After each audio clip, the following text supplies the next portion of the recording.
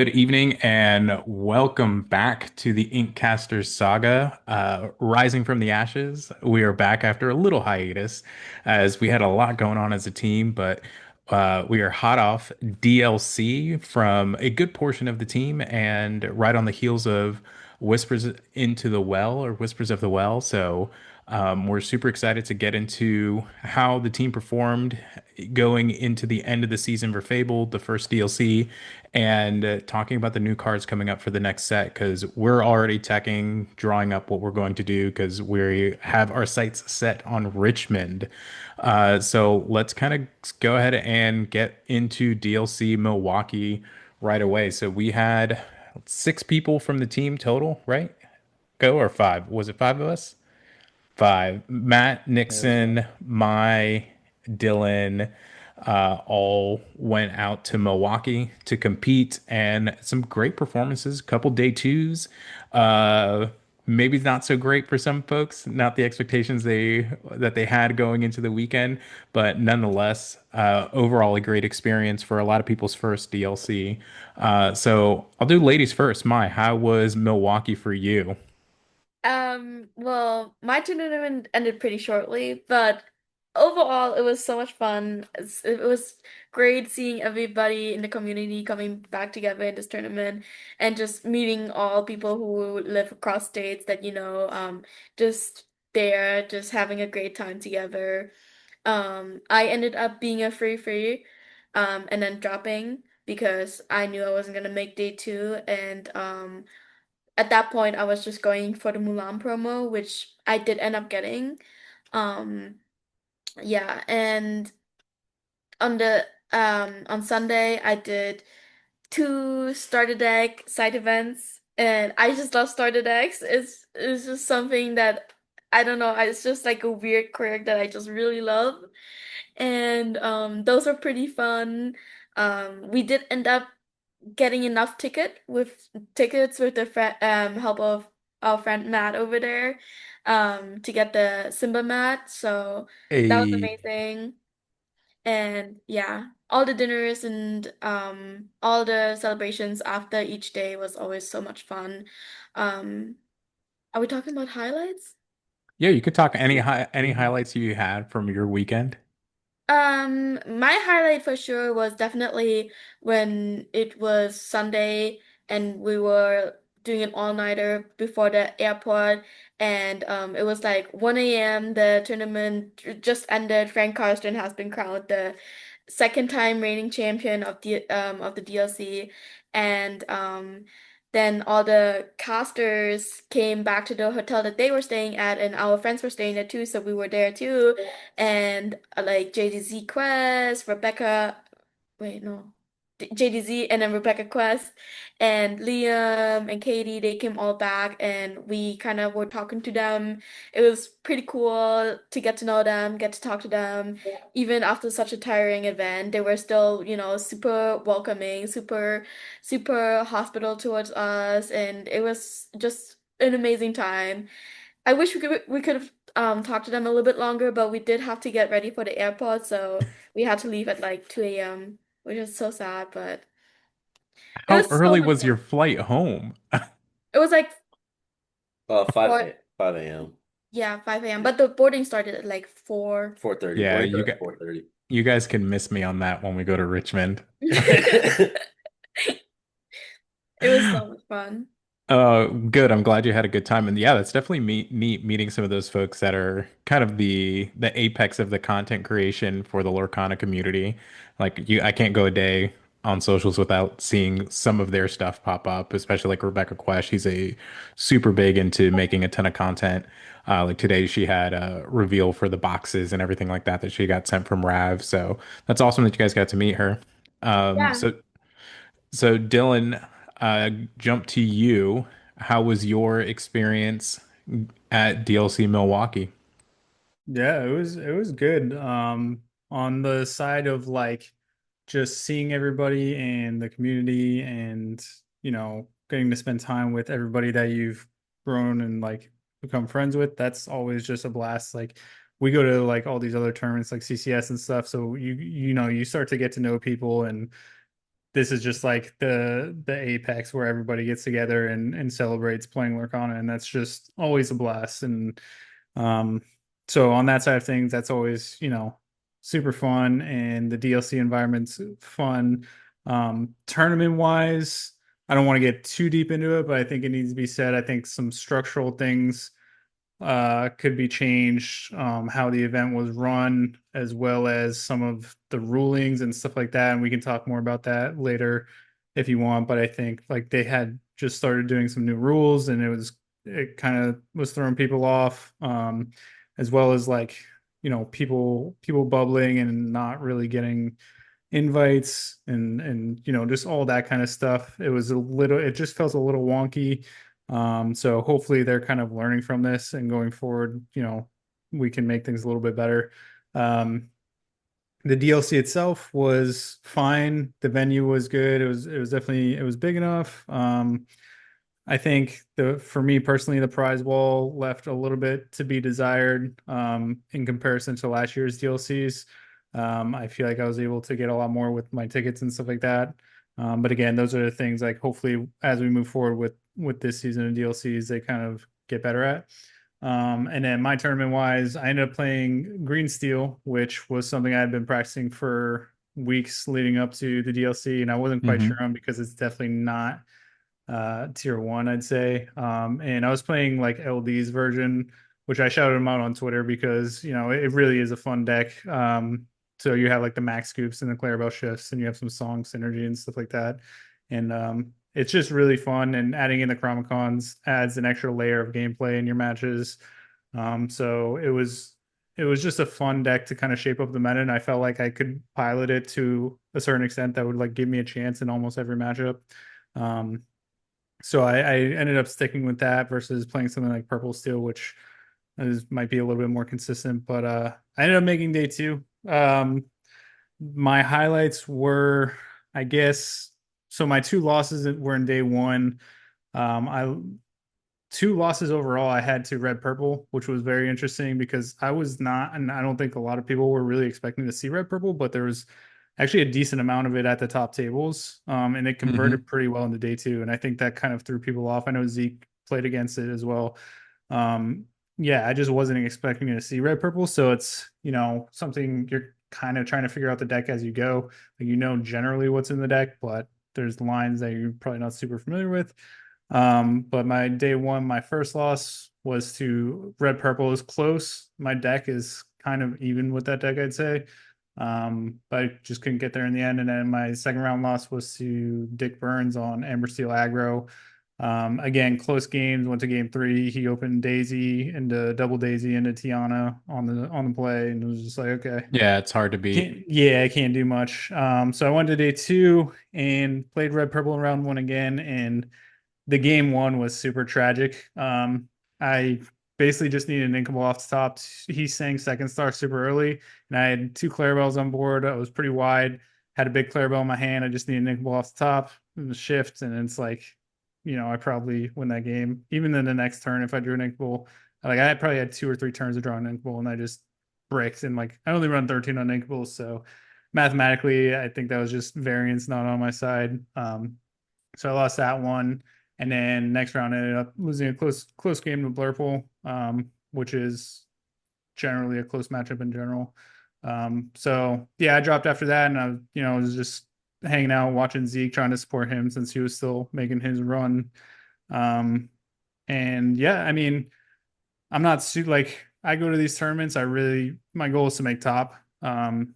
It's these trips aren't like super cheap. Like I'm Right. investing time and money going to these. That's my goal. But I think with this meta, I'm not super upset with the day two finish.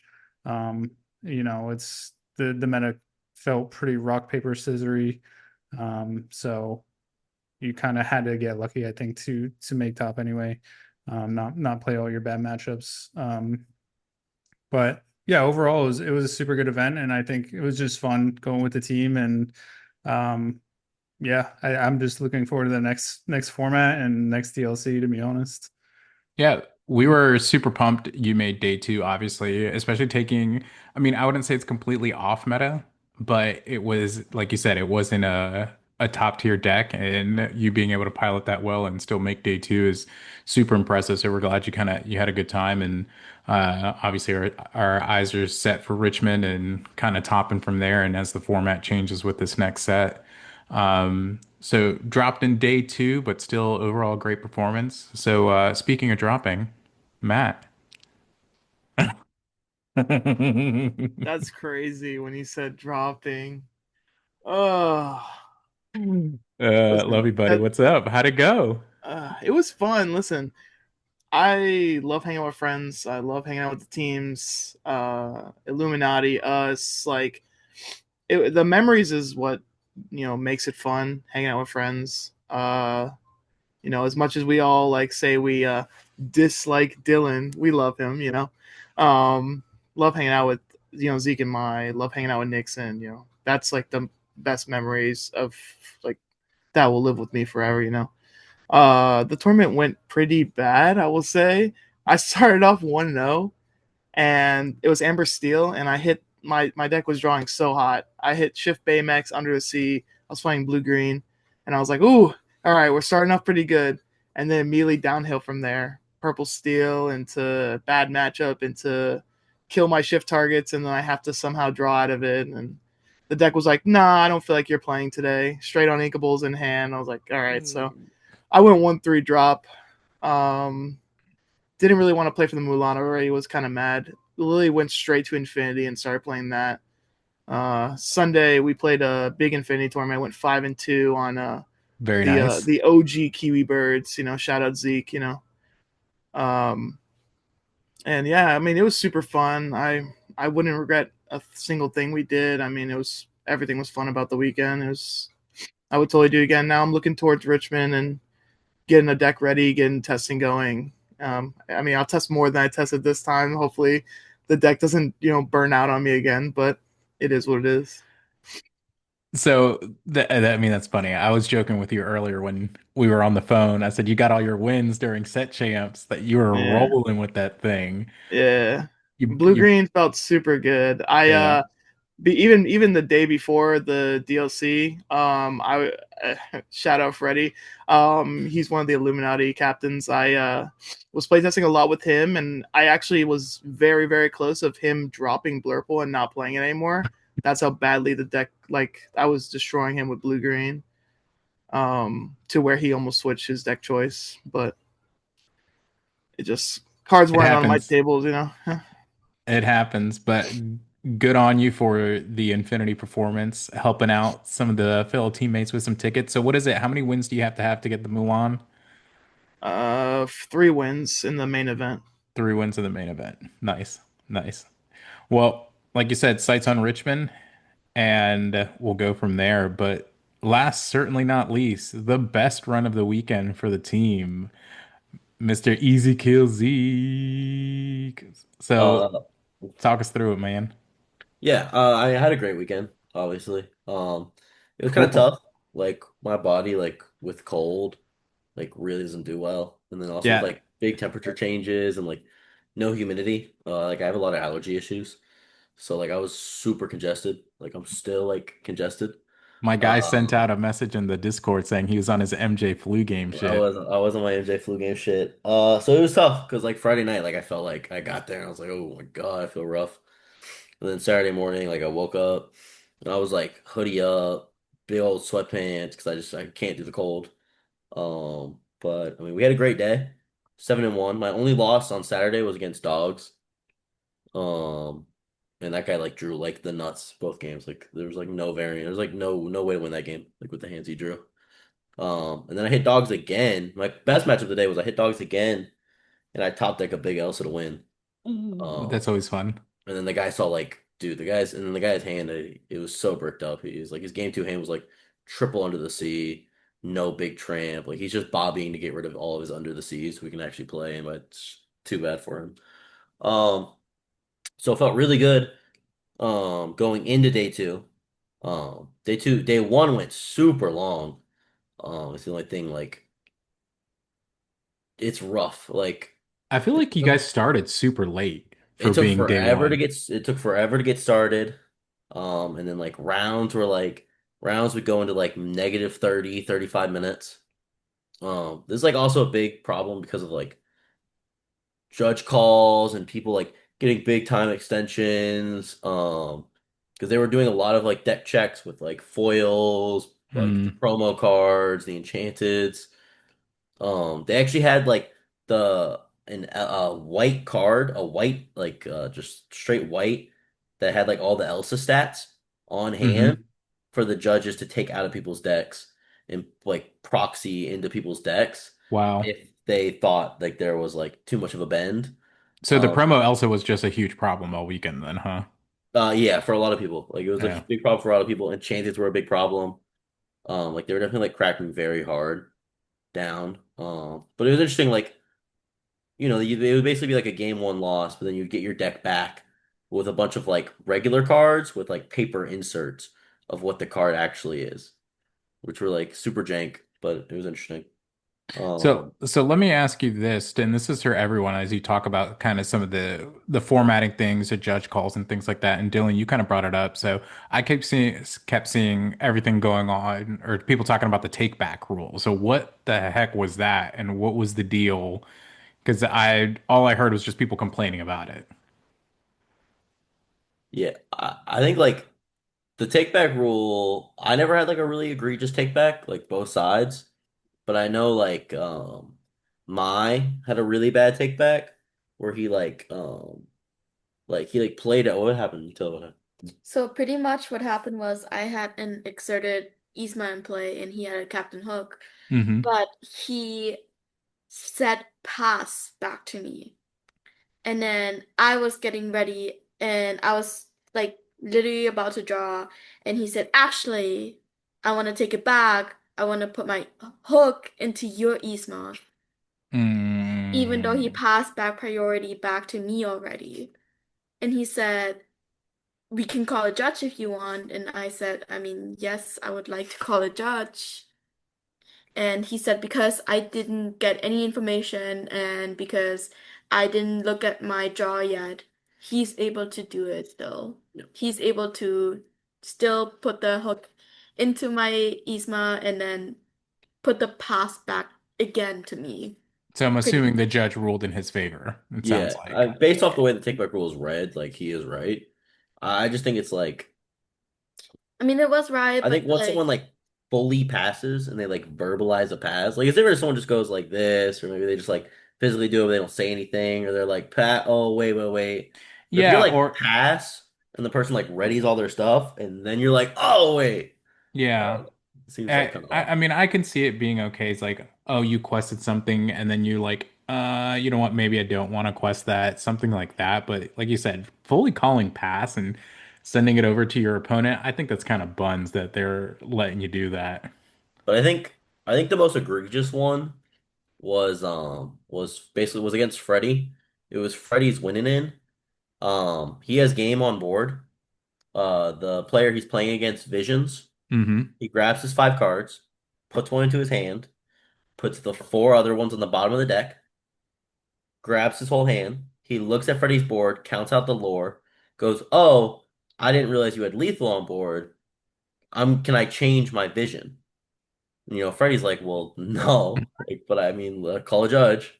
So they call a judge, and the judge says, "Yes, you can change your vision."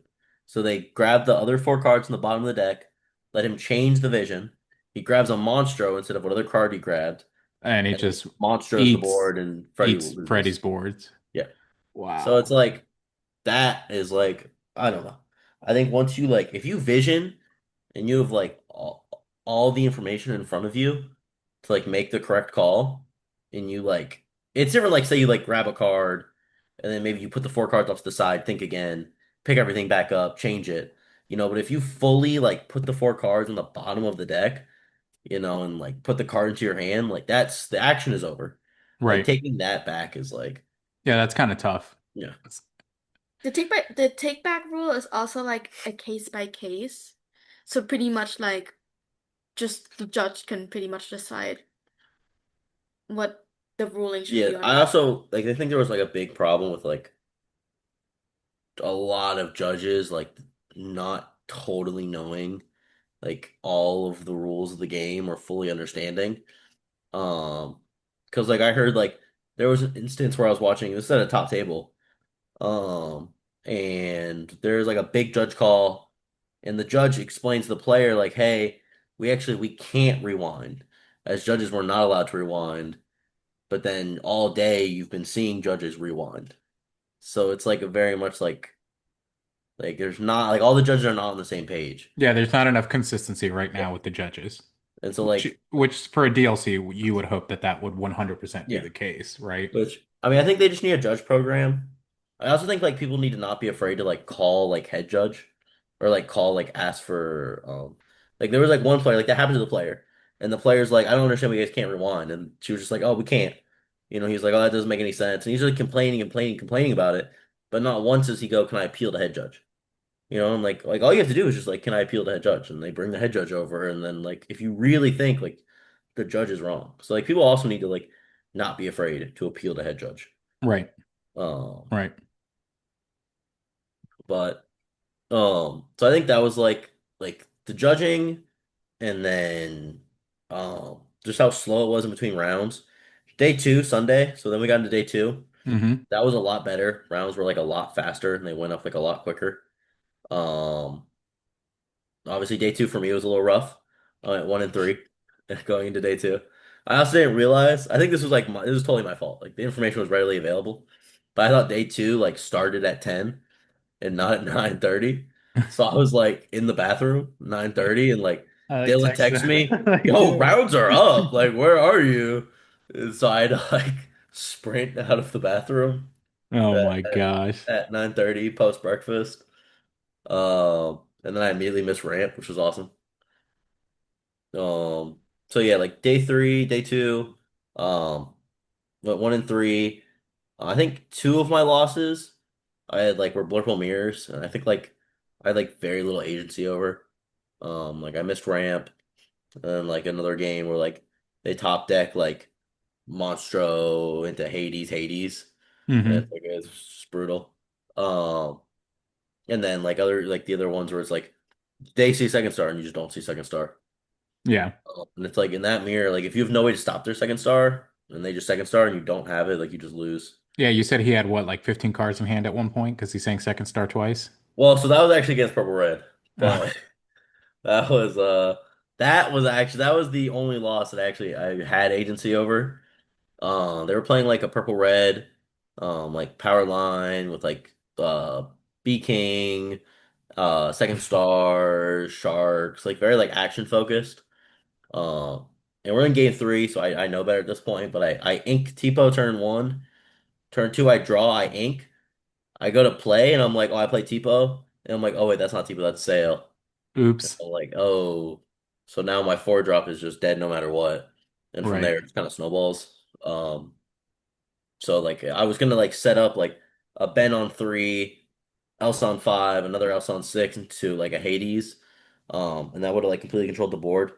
But because like I didn't set up a TPO and they set up a two cost singer four cost singer power line, I had to like Genie instead because like at least I can draw off that. But then my else is coming down and my else like doesn't have enough strength to clear everything, and so it just creates a whole like negative situation where I just like get super behind in tempo and I just lose the game out. Yeah. But shouts out, I don't know, I can't remember her name. But she's been playing like purple red for a while, and like she's kind of like crafted like this build like a lot on her own. I know Nixon played her at CCS Atlanta, and she was probably like one of the best players I played. I Like want to say her all name's Kristen. Kristen, I think so, yeah. So yeah, shout out to yeah. Kristen Shout out to Kristen. She was probably like putting that scar, B King, yeah, she boots to was I mean, ass to I Zeke. watched the whole BO3. She played really well. yeah, Like like she was probably the best player I played like all weekend. And she was like on a deck that I just didn't really understand. Like Yeah, no. we didn't test a lot against. I No, we mean, didn't test it all against Purple Red, especially not her version. Her version's like a little different than like yeah, everyone else's because she's like she legit like built her version like pretty like by herself. Like she was like saying like she like has built this version by herself. She's refined it by herself. Like yeah. So you were playing a color, you're playing a color combo that we hadn't tested against, and yeah, then that's teched out completely different than what we would have expected if someone did bring that. but like I should have. But I think if I just play Tipo there, I probably win. But it is what it is. Live to see Like another day. You live and we, you learn, man. we punt. Exactly. We punt. It's We okay. punt and keep it moving. But Yeah. hey, I think overall, I mean, I was like I mentioned, and I texted you guys directly. I was super proud of everyone. Performance. Mark and myself and Joe, we definitely had some FOMO all weekend. Oh, it was No, rough. yeah, knowing that you guys were having fun, watching the stream, knowing we wanted to be there, but glad you guys had a good time, regardless of the results. Still number one for us, which is great. And as we kind of continue to prop the brand forward and on to Richmond. But now let's talk whispers, right? So the card reveals were super fun. I think there was a ton of creative ones that were out there from the community, which was fun to see, but let alone coming off of Fabled, right? The first rotation where we only had 33 new cards. Now we're getting an entire set that's new cards. It's like drinking from the fire hose of reading all the new actions, the flavor text, and figuring out what we're wanting to do. But we've kind of highlighted a couple cards that we wanted to talk about that I think were really going to stand out and kind of define the meta in certain color combinations. So let's take a look at boom, bam, bam. We got it. Yes. All right. We see our cards. Almost, almost. They're loading. They're loading. Almost, we're They're not loading. there. They're Hey, loading. There hey, we hey, go. Yeah. There we Hey, go. they can now see. Perfect. All right.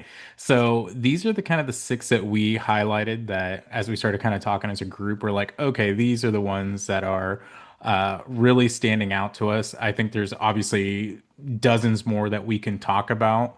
But let's start with Matt. You said you wanted to tackle Cindy. So we were all talking blue steel here going into the pod here, and you're talking, oh, that's Cindy. All right, tell me why.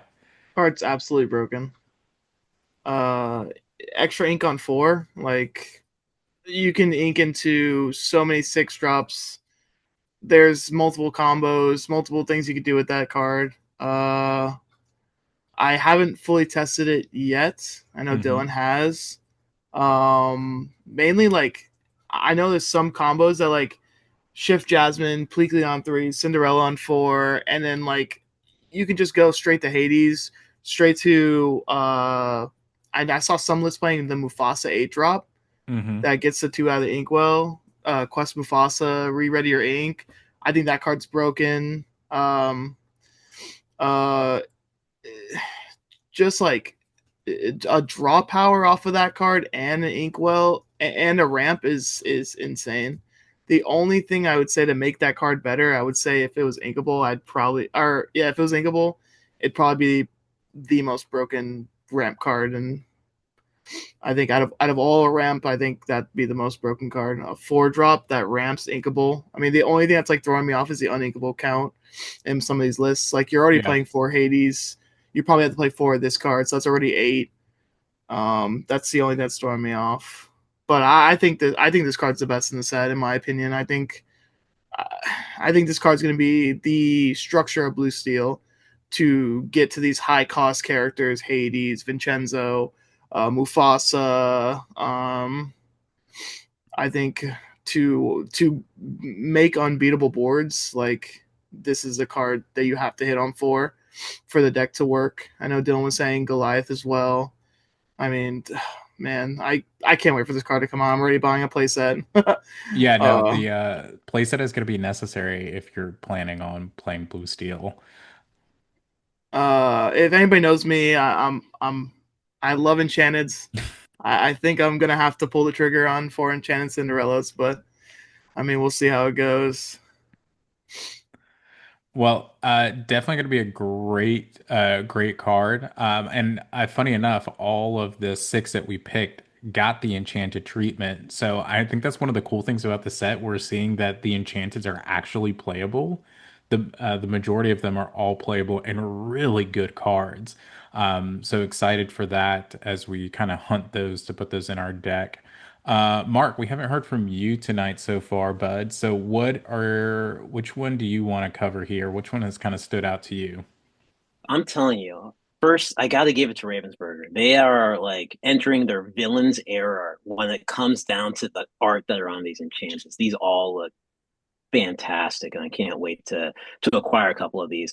I've been playing Blurple for the last 2 months, and I'm trying to figure out if Spooky Sight has a place in it. I know Matt had called out already that it's sort of tight with these uninkables, but I'm really looking forward to find a way to get in there. And Matt, to that point, when you were talking about Cinderella, in the uninkable count, I'm hearing people testing and cutting down on Hades because they can just get to other, home run cards out there. So we'll see how it goes. But yeah, really looking forward to these cards coming into the format and heck, a new meta going forward.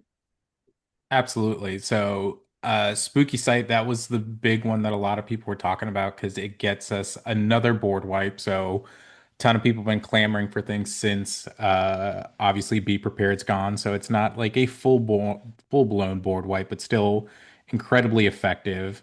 The fact that it's an action is and not a song, right? I think that makes it more difficult to wield out there versus being able to sing it. So that's interesting. I think that's something that they're doing to help kind of drive drive the fairness of the game, which is great. The other thing I really liked about the Spooky site was the interlacing artwork because they have the headless horseman and you get the other Yeah. perspective of this card from the headless horseman view as he's staring down the three, which is really cool. So They've been yeah, doing that a lot. In yes. the last set with like Desperate Action, it was from the other character's viewpoint. I think it was against Namari or whatnot. So Hmm. it's pretty cool that they're doing that. Yeah. Um, one key thing to say about this is this gives a board wipe that is sort of similar to where Sisu was back in the Hmm. red blue days, being able to be played on six without a shift target. Right. So that'll be interesting to see how it makes its way because I've even seen this card in some people that are trying to bring red, blue, black, right, and throwing this one in there. So we'll see. So Dylan, you were talking Goliath and Demona. Which one do you think you want to cover for us here? I'll go with Goliath just because I've actually been testing more with Goliath in like Blue Steel, and I haven't quite tested with Demona yet. Although I do think Demona is probably going to be a bit stronger than Goliath. Actually, probably quite a bit stronger. I think Demona is probably the strongest card in the set, but I'll go with Goliath just because. I mean, look at that card. It's such a badass card. Yeah, it's super sweet. I just want to say, as far as this set, I'm like a little kid in a candy shop because I like not only is like all the art and all the enchantments great and like playable cards, like that's amazing in itself, but the the format we're coming from to this format that we're getting, like the gameplay is going to be so much better. Everything is going to be just more in depth, and I think we're getting a lot of good stuff this set, and so like I'm just super hyped up um, to be enjoying Lorcana again. So Goliath is a very interesting card. I think personally, I think this card is going to fit best in Blue Steel. Um, Blue Steel, I think, is going to want to take the lines of like ramping on two into ramping again on three, and then Hmm. getting into your six drops, and then getting into your seven drops. That's kind of what it was doing already in the current iteration, but the difference being that you were kind of having to Pleakley, and so if you don't see Pleakley, it's a little rough. So now with this Cinderella, you're basically going ramp onto Cinderella on three, ramping again, getting right into your six drops, and you're ramping. If you're TPOing and Cinderella, and you're dumping your hand, this Goliath's coming down. It's acting basically as a dock. You're redrawing usually at least one. Yeah, because the text on it is at the end of each player's turn, if they have more than two cards in their hand, they choose and discard until they have two. If they have fewer than two cards in hand, then draw until they have two. So Correct. yeah. So it's interesting because it is kind of double sided, right? Because it can benefit your opponent too. Hmm. But the idea is that it negatively impacts your opponent before it negatively impacts you. So you're ramping, you're dumping your hand, you're getting everything into your inkwell, and then you're dropping this, and then you kind of tell your opponent like, hey, if you can't drop your hand below three Below cards two. this Yeah. turn, like you have to discard, which it could be a huge upside.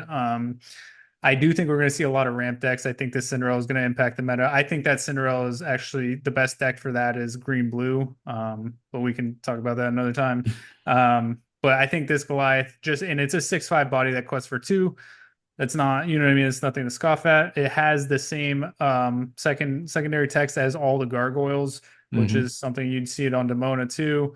If you have three or more cards in your hand, this character can ready. In a deck like Blue Steel, you're not really worried about that because you're kind of playing off the top slash hoping to hit like a dock slash beyond the horizon, and that's how you're refilling, and then you're just dumping your hand again.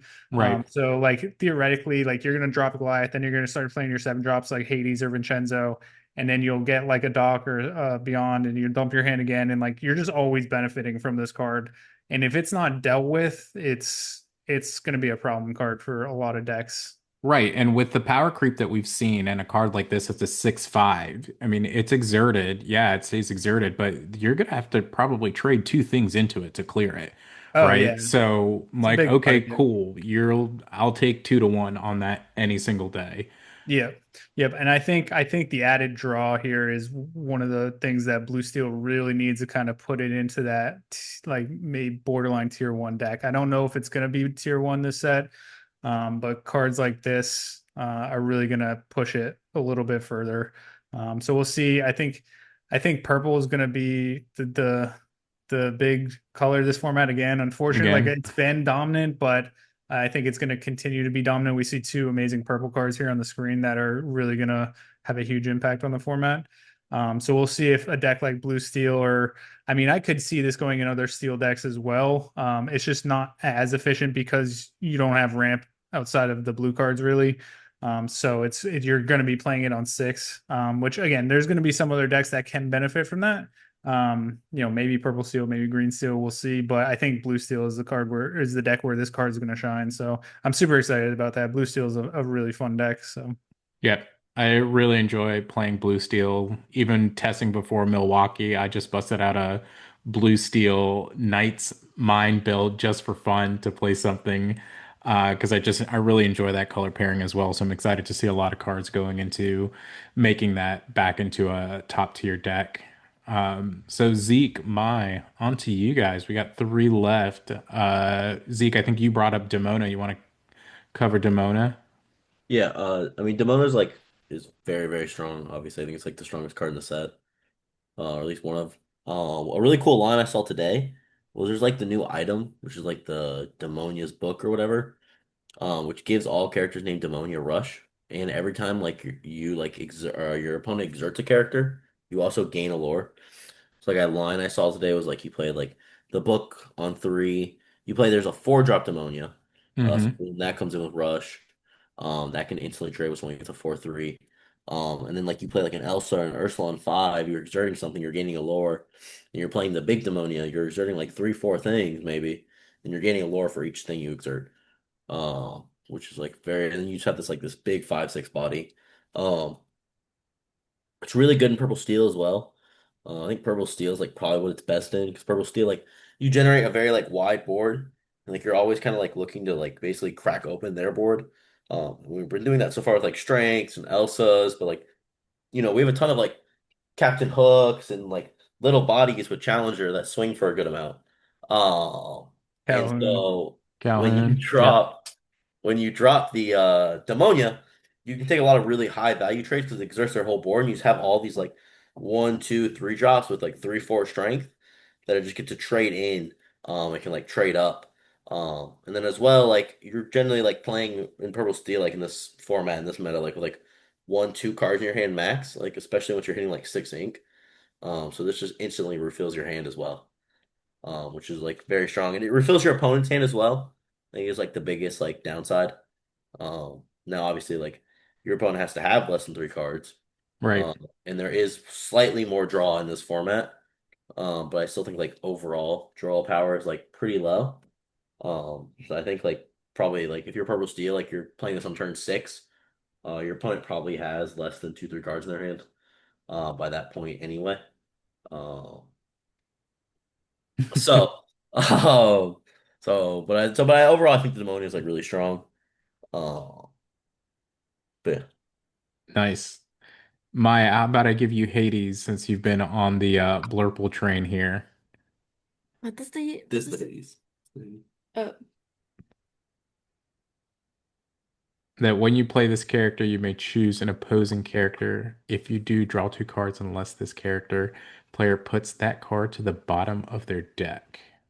I actually think it's also like a purple steel card. I mean, yeah, Yeah. I think that is more of a purple steel card. Um, I mean, that one's definitely interesting because it kind of puts like them like on the decision of if they want to boost you up or if their character is just like not valuable enough to give you that kind of boost. The stats are a little bit interesting too. It's like 3/4, so it's not like a big body, especially since it's like a 5 cost. So I don't Mm-hmm. know how worth it would be running. Um, Especially since it's kind of like, like it's kind of like, what if they don't have an important body that you want to get rid of, and that's the only card you have. So yeah, I'm not so sure if I'm gonna be running that. I'm definitely looking forward to also like trying out more colors next set.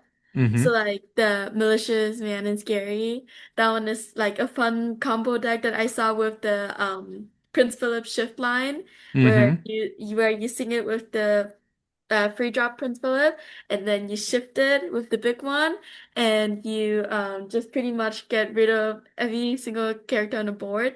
The one that banishes all characters with damage on them. Yeah, that's pretty disgusting. I think Matt was brought that up as well. But yeah, we're seeing more removal damage ping bringing back into the set. So we were joking that this is our Timu grab your swords, and we had Timo Zeus that's making an appearance as well. So yeah, I think this one will be a fun one to put in. Matt, any thoughts on that? Because I know you're definitely looking while you're super excited about blue steel. I know green yellow is going to be Oh, a thing green for you yellow's as well. back. Green yellow is back. But we're playing Circle of Life. But listen, there is a card that is in the set now. Dad Blast is back. If anybody knows me well enough, I love making people discard cards from their hand. And it's allowing me to discard two cards from their hand. So if you have more cards in hand than I do, which usually you will, I will 100%. And it's a song now. So we're Yeah. singing Dad Blast now, and I'm making you discard two. I'm so Matt, happy. Oof. Matt, Matt who just hurt you, loves to man? Who discard hurt you? everyone. He just loves to Listen, discard everyone for no listen. reason. It's either discard or board wipes. Under C is my favorite card. All right, all Once right. Dylan showed me heads held high under C, I've never smiled harder in my life. Ah, man. Yeah, and I wept playing against you.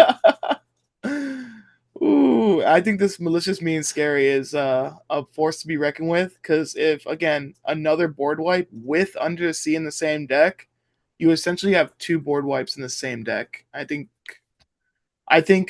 if someone can cook a list very very well, I think out of nowhere this is a force to be reckoned with.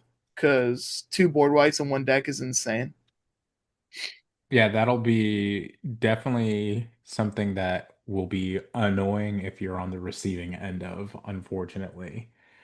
So as we kind of talk about kind of some of the changes here, I kind of want to add one last thought. So obviously we cover the cards, but none of these cards had boost, the new mechanic I that's was just in gonna say there. So that. we actually Yeah. had two new mechanics that showed up. So boost and alert.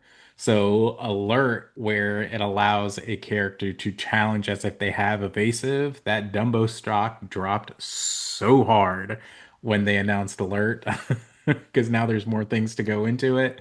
Um, and then the boost mechanic. So I'll turn that over to any of you guys that have had more experience with that in a TCG to kind of explain how you think that's going to impact the format moving forward. Yeah, I don't mind going first. Boost is very interesting. I think, like, just from looking at what boost cards are available, I think we're going to see some, but it's hard to tell which ones are going to be prevalent in the meta. I think it's almost like decks kind of want to be built around boost, uh, but it might kind of be tricky to make it work. Mhm. Yeah, it's a very cool mechanic, and I think as they print more boost cards, it'll get even better. But I'm not quite sure what. Again, there's cards I think like I've seen people playing the 3-drop Kristoff with boost, which has been decent. It's another form of it basically just ramps you again. Um, but it's like hard to say that it's individually better than just like the Cinderella or like an actual ramp card. Um, so boost will be interesting to see how that plays out. Again, I think there is some synergy to it.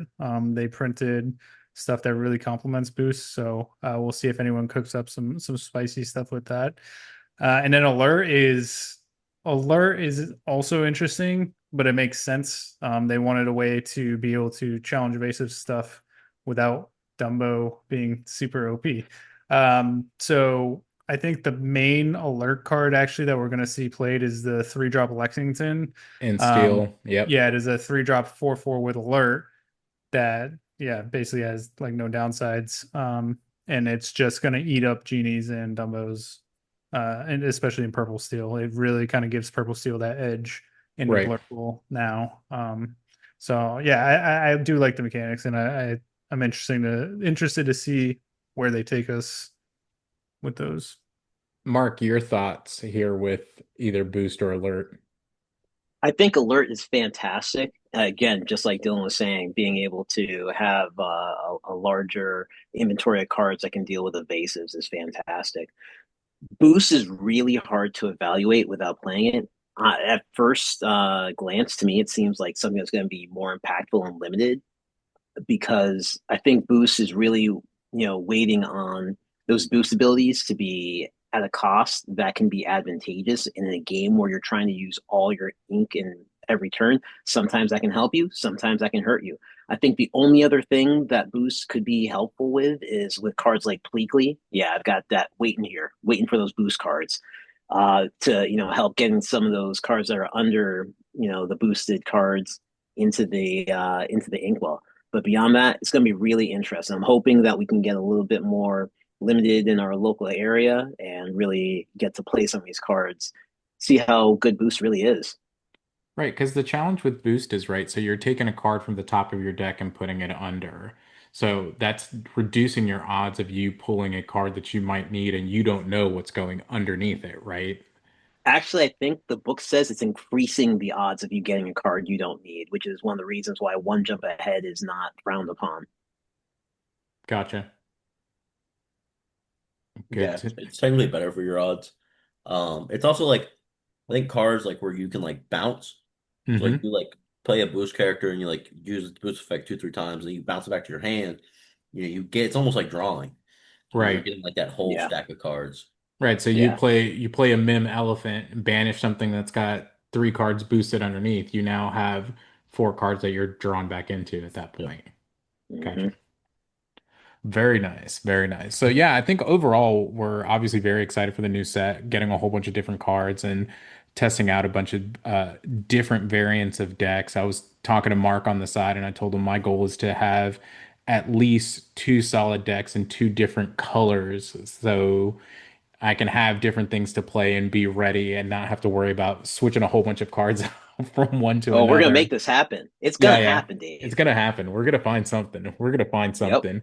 But yep. excited that we're back on the pod and hopefully finding our cadence back with this every other week or so to ensure that we're keeping folks updated on the team and our progress because aside from DLCs and the new set coming out. The team has been super active in the community. We have Dylan, Zeke, Mai, and Matt playing in the ICL now. So they've teamed up with, well, Dylan is playing with Team TBD, right? Have you guys got a name yet, or are you just filling in? They're Team still SPD. TBD as of right Still now. Team TBD after the drama in the local community.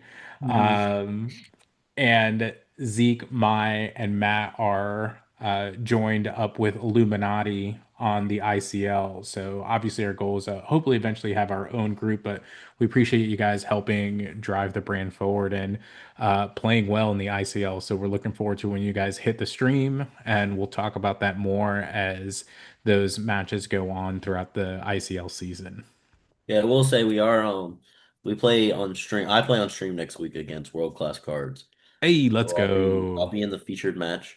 We had a deal, we had a bet between all the Illuminati guys and us that were playing. Hmm. The three people that placed farthest in the DLC got to play in the stream match against World Class Cards. Uh, Sorry, Matt. Nice. sorry, Yeah, man. I didn't even get close. I had to be fair. Yeah, we also own Illuminati now. I beat Freddie at 12:30 at night. Woo! So we actually own Illuminati now. He Look literally at the took the owners. shirt off of his back, Yeah, I and took the shirt off his back. we have the picture to prove it. I 2-0'd him. I left him with nothing. Their goat is washed. I own the team. Uh, Oh, that's hilarious. Right, What? Freddie is washed. He can only play Steel Song. I didn't say Oh that. my God. No, you did. We got it on record. It is recorded. I'll make that the tagline to this episode. Freddie is washed. Wow. Wow. Yo, Dave, before we close it up, can I just give a shout out to the youngest member of the Inkcasters, Oh, little yes. Ethan, Thank you. Thank you. hitting Uh, that top four finish this weekend in the set champs locally. So good, good job, Ethan. we yeah, got our own Aiden. we That's have our right. own Aiden. His name is Ethan the Savage. Joe That's actually right. just sent me the picture yesterday, and I need to throw it up out there to give him his props of coming in. I know the kid grinds so hard. He grinds so hard, and he's always so bummed when trying to do the math, like at the Prodigy set champs. Like him and I were playing, I think at the end, and he's like, "So if I win, am I in?" I'm like, "Buddy, I think we're both cooked here, regardless of what happens." But like, hey, there's always the next one. There's always the next one. So we were super happy to hear that him and Joe went out on Sunday, and Joe did well himself. He finished top Yeah. four. Joe He finished no top he four. he was fifth. He was He fifth. was fifth. Ethan eclipsed him. Ooh, Let's yeah. So go. Ethan finished Yeah. second. So second. So Or overall set champs wasn't bad for the team. Like Matt, you got a Matt, I did right? get him out, He's the only yes. one that got a Matt. I finished second at Dig. Ethan finished second this weekend. And we had some people in the top eight too at Prodigy also. Because Nixon chopped, right? Yeah, Nixon chopped with We gave away some mats as a team. yeah, as a team. We Yeah, we did. did yeah. some charity work. We did some charity Yeah. work. Some Yeah. charity I work in the bubbled that committee. prodigy. I bubbled that prodigy. Yay, Ravenberger app not working, so I can't see Yeah. standings and drawing out in the last round. Me and Mark went to go get McDonald's, and we come back and we're like, I don't think we're gonna make it. Because who was Nixon playing there at Prod that he ended up Monty. Monty. Monty. Yeah, yeah, Yeah. yeah. So We did some old man charity work. yeah, they were good. Hey, watch that old man comment. I turned 39 on Friday. Oh, Awesome. yeah. Next Friday, next Friday. Not this Friday. This Friday's Halloween. Uh, all right, guys. Well, and gal, it was a great getting together again, and we will talk soon. Oh wait, And let me tell one last story. yeah, yeah, hit it, my I guy. gotta tell one last story. So we all know Jordan. He got top 30. He got top 64. Shout out He to got a Jordan. Simba. But he would have got top 32 in the Continentals invite Stop. if he does he draws his 7 cards. He keeps Tipo and Pleakley. He's playing Blurple. He sends everything else back. He does his whole thing, right? He gets into it. He inks. He plays Basil. He looks at his hand. He goes, "Oh, I actually kept 2 Basils instead of Tipo and Pleakley, and now I Oops. have no Oh. ramp." No ramp. No. And then he just goes ink Basil. And he's like, "I'm Basil questing now, baby. I'm Basil racing." Mm. That Listen, does not feel Jordan good. won't be the only person that would make that into a fun situation. Yeah, yeah. So he would have got his Continentals invite. But he didn't. He still got a Simba though, so he's probably the only player that could do that and still get a Simba. He Hey, really good for took a him. straw with his Pikachu hat on his head. Yeah. So shouts out Team Snuggly Duckling. Shouts out Jordan. But yeah, Nice. that's it. Good, good. All right, guys. Have a great evening, and we'll talk soon. Take care, guys.